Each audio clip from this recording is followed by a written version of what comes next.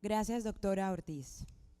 Conozcamos ahora el entorno nacional y los beneficios en materia tributaria que tiene nuestro país para el desarrollo de energías renovables no convencionales. Invitamos al doctor Daniel Vicente Romero, director de la Cámara de Grandes de Consumidores de Energía y de Gas de la ANDI, para hablar sobre este tema.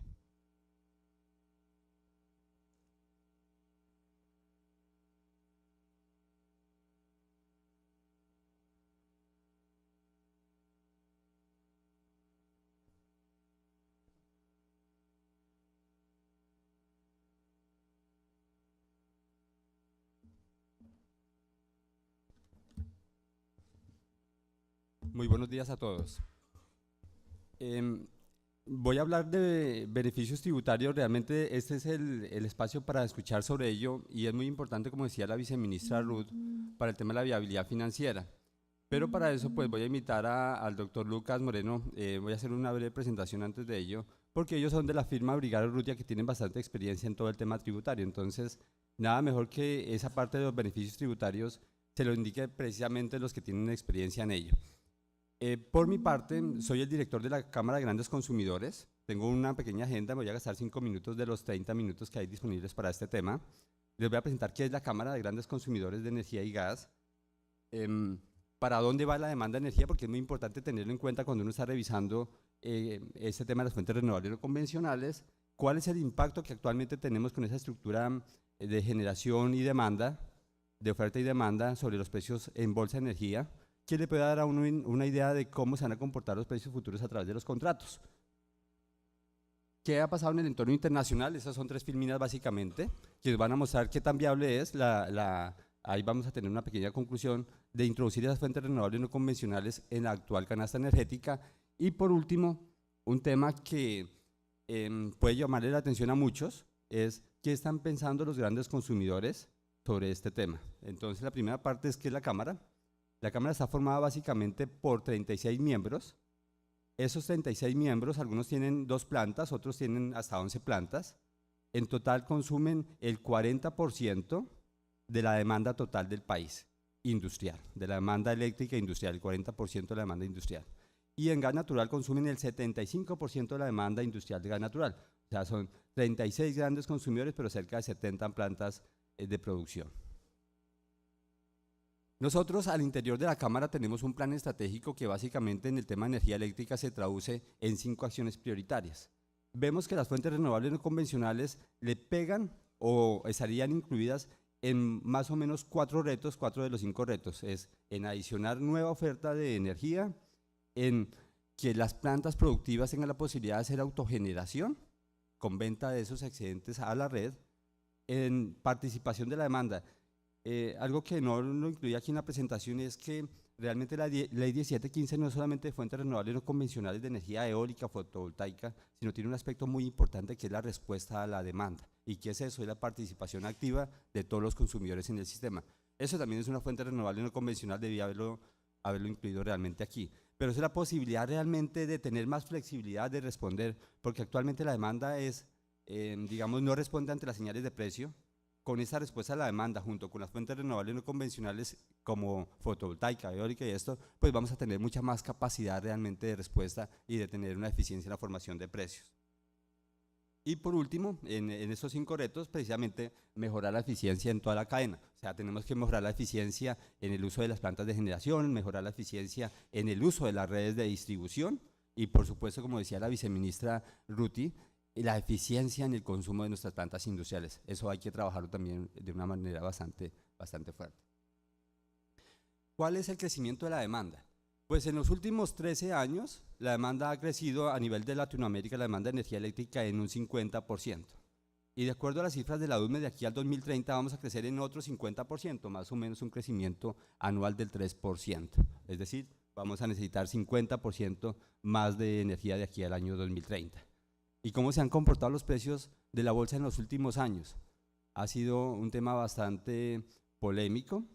Realmente tenemos un incremento, aquí las cifras se están presentando desde el año 2003 hasta el año 2016, pero desde el año 2011 tenemos un incremento sustancial en el precio de bolsa, como lo van a poder después ver más en detalle ahí en las gráficas, básicamente ocasionado porque cada uno de los componentes que forman parte de nuestra canasta energética tiene precios bastante altos también de generación.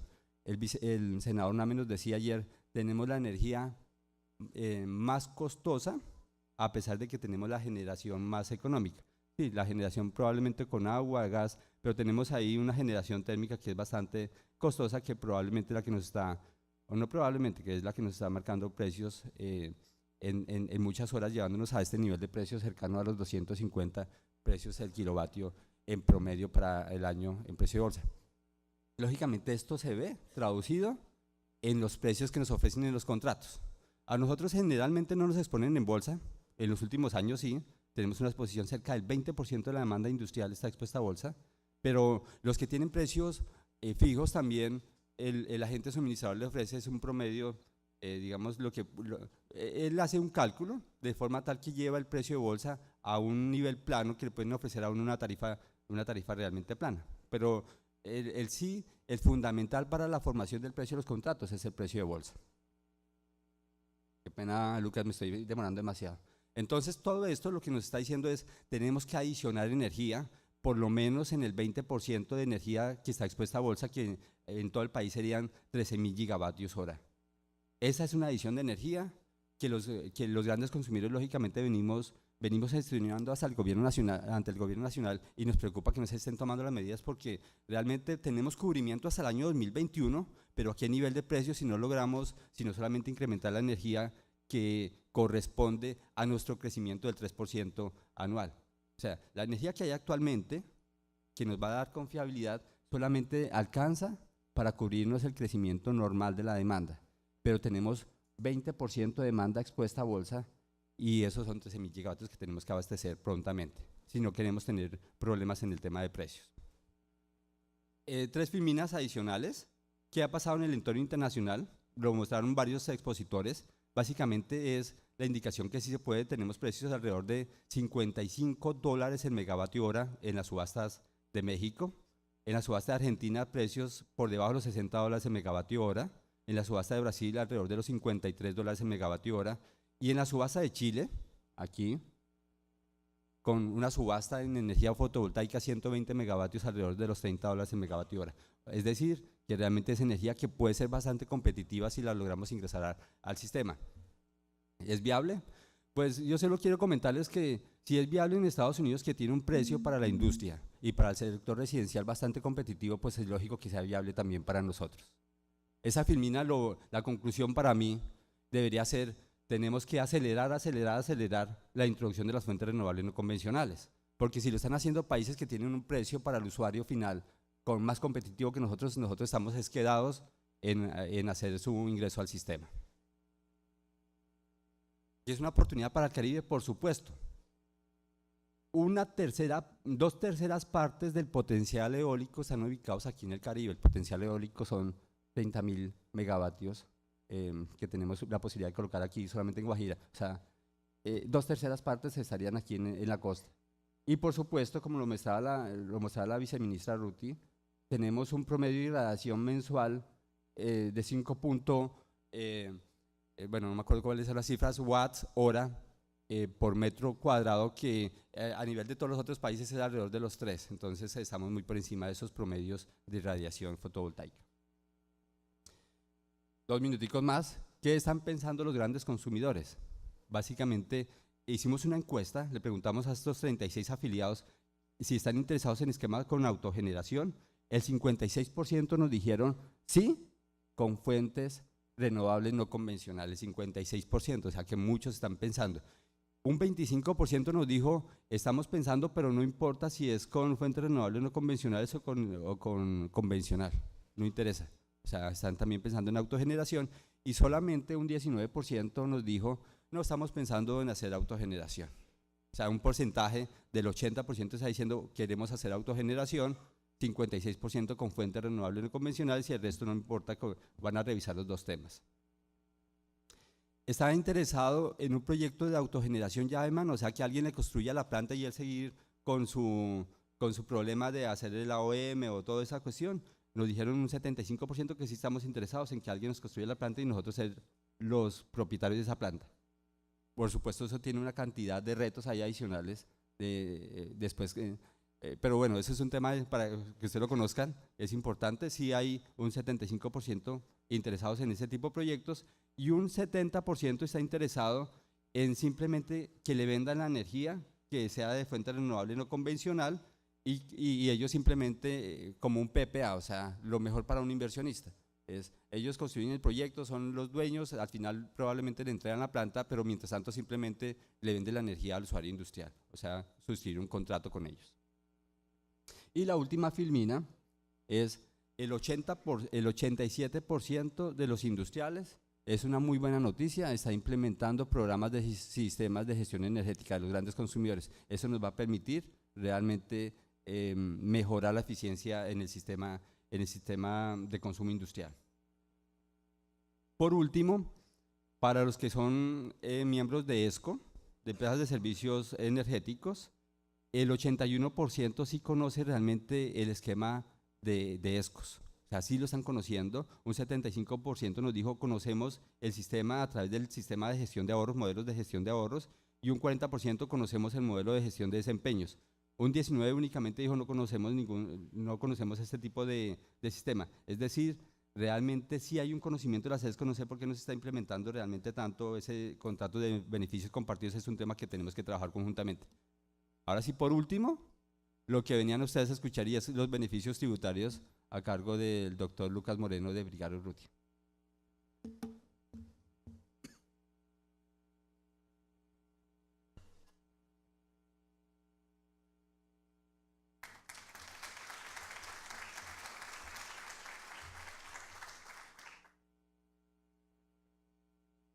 Buenos días a todos. Muchas gracias, Daniel, por la invitación para compartir con ustedes ciertas consideraciones en relación con los beneficios tributarios que aplican para contribuyentes que produzcan y o utilicen energía a partir de fuentes no convencionales de energía. Hay mucha información para compartir, pero poco tiempo, entonces empecemos inmediatamente. ¿Cuál es el marco normativo? En primera medida tenemos el Estatuto Tributario, que ya lleva varios años ahí y que tiene una serie de beneficios que vamos a compartir. En segunda medida está la Ley 1715 del 2014, que lleva pocos años, recientemente fue expedida y reglamentada mediante un decreto del 2015 y que trae unos beneficios que, si bien son muy parecidos a aquellos que estaban en el Estatuto Tributario, sí los mejora y vamos a ver por qué también. Y por último, como lo anticipaba la viceministra Ruti, pues está la reforma tributaria que esperemos que traiga beneficios adicionales y por lo menos no elimine los que existen en la actualidad. Antes de empezar e ir por los beneficios tributarios es importante explicar por qué son importantes. Y para determinar por qué son importantes es necesario hacer referencia a dos impuestos en Colombia, el impuesto de renta y el IVA. El impuesto de renta, como ustedes verán, pues hoy en día tiene una tarifa, digamos, consolidada global aproximada del 42% para el 2017, 43% para el 2018 y baja nuevamente al 34% a partir del 2019 y años siguientes. Esas por sí mismas son tarifas muy altas si uno los compara con las tarifas que aplican en otros países en Sudamérica y a nivel mundial. Con la reforma lo que se plantea es, si bien es cierto bajar la tarifa corporativa, pues va a haber un impuesto a los dividendos, de forma tal que los dos sumados van a dar 45.1 para el 2017, 42.4 para el 2018 y 38.8 para el 2019 años siguientes. Entonces, si bien se reduce la tarifa corporativa, pues la consolidada con el impuesto a los dividendos aumenta y eso nos pone en una situación de desventaja porque la carga tributaria a nivel de impuestos sobre la renta en Colombia es bastante alto. Por consiguiente, aplicar los beneficios resulta muy importante. Y en segunda medida tenemos el IVA, que el IVA se causa en la tarifa del 16%. Pero ¿qué es lo que pasa? Cuando se adquieren bienes que son activos fijos que se van a utilizar en la actividad productora de renta, ese IVA no se puede descontar contra el IVA generado. Entonces, ¿qué pasa? Digamos, por regla general se vuelve mayor valor del activo y solo es recuperable parcialmente vía depreciación. Entonces eso tiene dos problemas, que uno solo lo recupera parcialmente vía depreciación, es decir, según la tarifa del impuesto sobre la renta.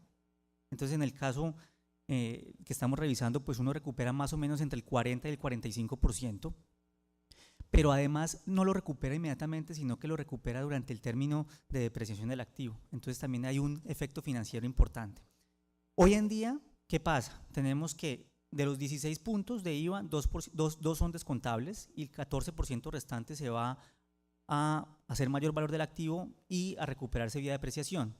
Con la reforma tributaria, pues básicamente lo que se hace es que se elimina el descuento de los 2 puntos, o sea, uno no puede recuperar inmediatamente los 2 puntos, pero lo que sí propone es que uno lo pueda deducir 100% en el impuesto sobre la renta. Entonces, pues es bien porque elimina el tema de recuperarlo proporcionalmente en el tiempo vía depreciación, pero igual tú solo recuperas el 40%, 42% o dependiendo de la tarifa aplicable de renta del activo, cuando en otros países es básicamente 1 por 1. Yo pago un IVA en la importación o en la adquisición del activo fijo productivo, pero lo descuento completamente contra el IVA generado. Entonces, esos 2 elementos hacen muy importante aplicar los beneficios que trae la ley. El estatuto tributario, ¿qué dice? Primero, hay un artículo que es el artículo 207-2 que trae unas rentas exentas. Digamos, la primera de esas rentas es la que se produce de la venta de energía eléctrica generada con base en los recursos eólicos, biomasa o residuos agrícolas, realizada por las empresas generadoras. Entonces, básicamente lo que te dice es cualquier utilidad que usted tenga derivada de la venta de ese tipo de energía con base en esos recursos es renta exenta. Sin embargo, pues acceder a ese beneficio es un poco complicado porque se tienen que cumplir 2 requerimientos. El primero de ellos es tramitar, obtener y vender certificados de emisión de dióxido de carbono según el protocolo de Kioto. Entonces eso ya es complicado por sí mismo. Y el segundo es que al menos el 50% de los recursos derivados de la venta de esos certificados sean reinvertidos en proyectos con un impacto social. Entonces, si bien esa norma existe, pues no son muchos los que han accedido a ella por, digamos, la reglamentación que existe. El decreto reglamentario de ese artículo es bastante detallado y acceder a ese beneficio pues no es tan fácil. Adicionalmente estaba en principio dado por un término de 15 años contados del 2003, estaba próximo a vencerse, y la reforma tributaria, ¿qué es lo que hace? Deroga ese artículo 207-2, o sea que en adelante aparentemente ese beneficio de la renta exenta no va a estar disponible. En segunda medida tenemos un beneficio que es una deducción especial, que es básicamente el artículo 158-2 del Estatuto Tributario. ¿Y qué dice ese artículo? Básicamente que cuando usted hace una inversión que tiene por objeto pues mejorar el medio ambiente según unos parámetros que están en la ley, pues uno podrá deducir el 100% de esa inversión, ¿cierto? Sin embargo, hay varias limitaciones. La primera de ellas y la más importante es que el monto a deducir no podrá exceder el 20% de la renta líquida del contribuyente antes de computar, digamos, esa deducción. Entonces, no es verdad que yo inmediatamente si invertí 100 pueda deducir 100, porque si mi renta líquida, es decir, yo tenía ingresos de 200 y gastos de 100 y mi renta líquida es de 100, pues yo solo puedo deducir hasta el 20% de esos 100, o sea 20. O sea que si yo invertí 100, pues pierdo 80. Esa norma, pues digamos, también está sujeta al cumplimiento de unos requisitos formales, como es obtener una certificación del Ministerio de Medio Ambiente, una certificación de beneficio ambiental. La reforma, afortunadamente, no la toca. Entonces la deja viva y ahorita la vamos a comparar con la que aplica bajo la ley 1715, que, como les decía, es muy parecida, pero es un poquito mejor.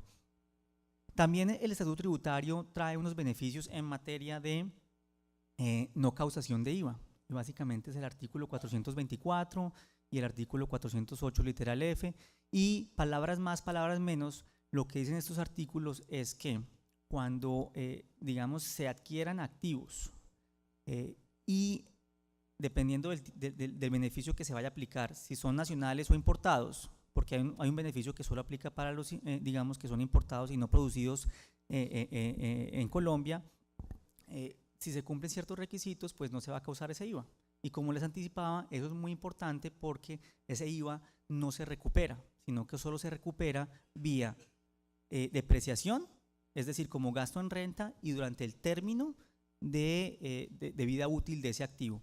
Entonces, acceder a ese beneficio es muy importante. También, digamos, es necesario cumplir con ciertos requisitos formales, que es básicamente, es dispendioso en la medida en que, pues, digamos, toca ir primero ante la ventanilla única de comercio exterior, pedir la licencia previa para que no se cause el IVA, pero para eso tú tienes que tener una certificación del Ministerio de Medio Ambiente a través de la ANLA, que digamos certifica el beneficio ambiental, etcétera. Una vez cumplidos esos requisitos, uno sí puede hacer la importación y no causar el IVA.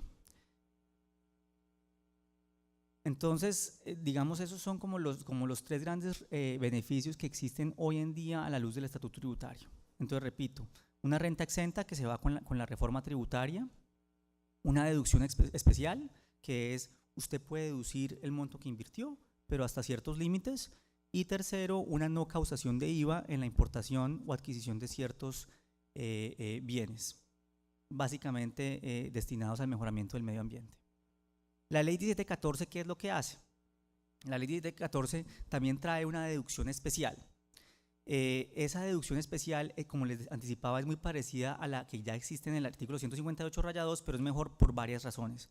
Primero, este no es un beneficio, pero van a ver que cuando uno lo mira en conjunto, sí. El monto a deducir no es el 100% del valor de la inversión, sino que el 50%.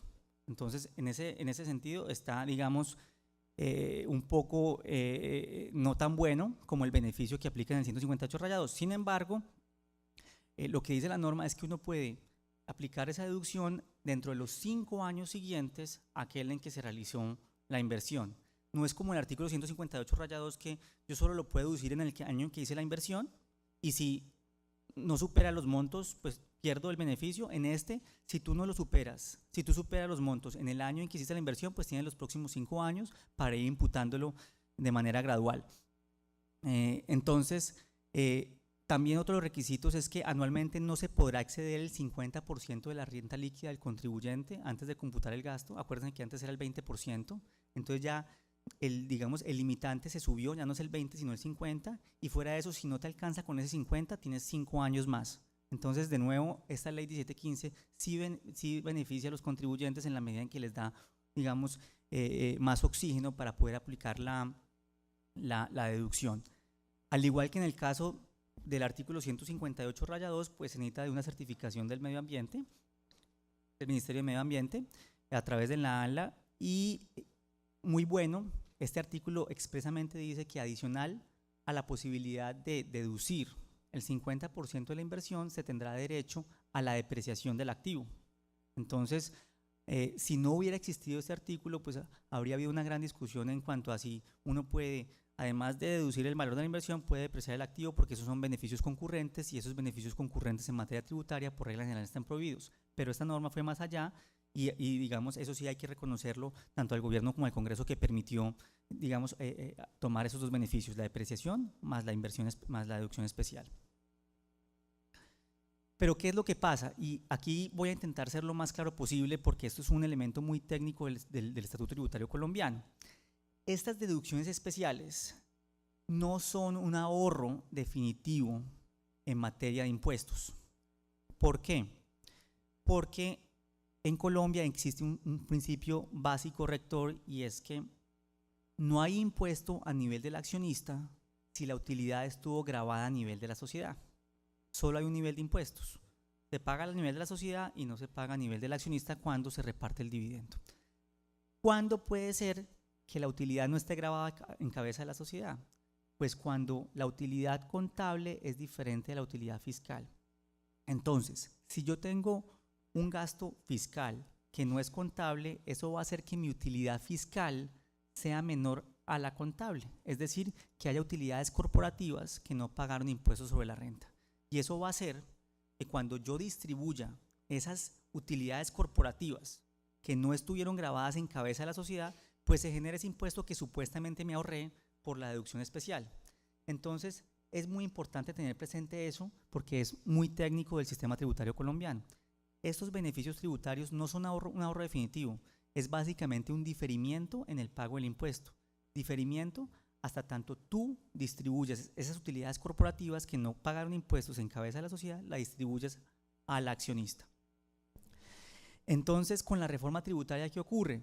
Pues, desafortunadamente, cuando uno vaya a distribuir esas utilidades corporativas que se generaron, que no estuvieron grabadas por la utilización de este beneficio, pues se genera una mayor tributación. ¿Por qué?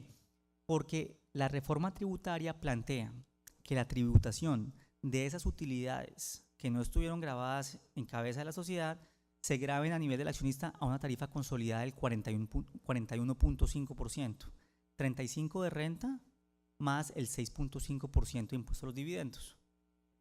Si no hubiera sido así, o sea, si la reforma hubiera sido consecuente, y esperemos que sea, la tarifa consolidada debería ser del 38.8%. ¿Por qué? 32, que es la tarifa del impuesto sobre la renta, y 6.8, que es el impuesto a los dividendos. Eso sumado da 38.8 y no 41.5. Entonces, desafortunadamente, hay que hacer el modelo financiero cuando uno va a incurrir en este tipo de proyectos y ver, oiga, ¿yo quiero hacer uso del beneficio? Sí, porque es que yo voy a tener esas utilidades reinvertidas 10, 15, 20 años y yo eventualmente las voy a distribuir a nivel del accionista porque el proyecto necesita caja, necesita reinversión. En ese caso, pues, digamos, la fórmula del valor del dinero en el tiempo, pues sí me permite tener un ahorro porque aquí sí efectivamente hay un diferimiento en el pago. El segundo beneficio que trae la ley 1715 está relacionado con la exclusión de IVA.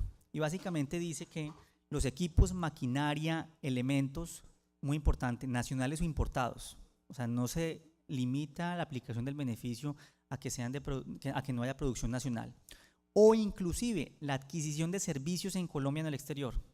Esos podrían no estar grabados con IVA, que como les decía, es muy importante que no haya IVA porque yo no recupero el IVA totalmente, solo lo recupero vía depreciación del activo al cual le sumé el valor de ese IVA. Muy importante también de la ley, que aplica para inversiones y preinversiones, que se hacen para proyectos que implican la utilización de fuentes no convencionales de energía. Ahora, hay un trámite administrativo, hay que cumplir con unos ciertos requisitos que puede ser complejo. Básicamente tiene que haber un listado de la UBME, tiene que haber nuevamente una certificación de la ANLA y nuevamente tiene que después haber una certificación del Ministerio de Minas y Energía a través nuevamente de la UBME, donde me digan, oiga, el proyecto cumple con las condiciones establecidas en la ley, no hay causación de IVA. Eso básicamente, la certificación a ser emitida por la ANLA, pues según la ley, son 75 días calendario. Y para la certificación del ministerio normalmente 45. Entonces sí es importante tener presente eso, porque no es que sea un beneficio que aplica de manera automática, sino que hay que hacer un proyecto, un proyecto de estudio, etc. Y una vez uno tenga todo eso, uno tiene que ir ante la ventanilla única de comercio exterior, presentar la licencia de importación para que no se cause el IVA. Sin embargo, es un beneficio muy interesante. También aplica la exención de arancel para productos importados. Se tienen que cumplir con los mismos requisitos, que es importante que no solo aplica para activos fijos, sino también para insumos. Muy interesante. Y finalmente, el último beneficio que trae la ley 1715 es el de la depreciación acelerada. Y básicamente, ¿qué dice? Que los equipos, maquinarias y obras civiles pueden ser depreciadas a una tasa máxima anual que no puede superar el 20%, es decir, usted lo puede depreciar en 5 años. Eso es muy interesante, pues porque pues, me permite recuperar más rápidamente la inversión hecha en el proyecto. Dice que el contribuyente definirá la tasa base de depreciación igual para cada año, sin embargo la puede modificar dependiendo del modelo financiero del contribuyente. O sea, ahí la ley está siendo flexible y le está dando la posibilidad al contribuyente de que haga los ajustes que sean necesarios. También, como todo, se necesita la previa certificación por parte del Ministerio del Medio Ambiente. ¿Qué es relevante? Y yo creo que esto es algo que debería llevar, digamos, el Ministerio, porque aplica para la reforma tributaria, ¿esa depreciación acelerada solo aplica para fines fiscales o también aplica para fines contables? Posiblemente uno pueda decir que no aplica para fines contables porque hoy en día hay NIF y las NIF son un marco normativo contable completamente independiente y que no debería ser, digamos, donde no se deberían involucrar beneficios fiscales. Entonces muy posiblemente se diga que solo es para fines fiscales. Si solo es para fines fiscales, aplican nuevamente lo que les decía, y es que esto se vuelve un ahorro temporal porque lo que hay es un diferimiento, porque si yo deprecio para fines fiscales y para fines contables con base en vidas útiles diferentes, pues esas diferencias temporales puede que me ocasionen una tributación cuando yo voy a girar el dividendo a nivel de los accionistas. Entonces, para concluir, la ley 1715 y el estatuto tributario sí traen beneficios muy importantes y vale la pena utilizarlos porque la carga tributaria en Colombia es muy alta, no solo en materia de renta, sino en materia de IVA. Sin embargo, si uno quiere optimizar el beneficio tributario y ver que llegue definitivamente a los accionistas, vale la pena utilizar o revisar la utilización de otras figuras complementarias como patrimonios autónomos e inclusive ver la posibilidad de utilizar zonas francas. Las zonas francas es una alternativa muy interesante en este tipo de proyectos. ¿Por qué? Porque no se causa el IVA ni el arancel de manera automática, porque es una ficción, el contribuyente que está en una zona franca no está dentro del territorio aduanero nacional, y segundo, la tarifa del impuesto sobre la renta es más baja. Si bien la reforma plantea incrementar la tarifa para los usuarios de zona franca, sigue siendo igual competitiva, porque pasaba del 15 al 31.6, del 15 en el 2018 al 30.7 en el 2018, y en el 2019 pasa del 15 al 29.8. Entonces sigue siendo una tarifa de renta competitiva frente a la que aplica para otros tipos de contribuyentes. Muchas gracias.